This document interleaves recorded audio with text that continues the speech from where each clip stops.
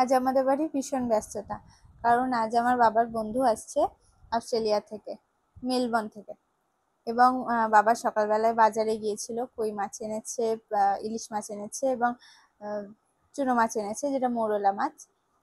আমার মা এগুলোকে একটু একটু করে রান্না করবে। ইলিশ মাছ ভাপা করেছে আজ, আর কই মাছের তেল কই করেছে, এবং মোরলা মাছ দিয়ে একটি রেসিপি করেছে, বা যেটা লাউ পাতা দিয়ে করেছে। লাউ পাতার মধ্যে মোরলা মাছটা ভরে পুর দিয়ে তারপরে এটা তেলের উপরে ভেজেছে।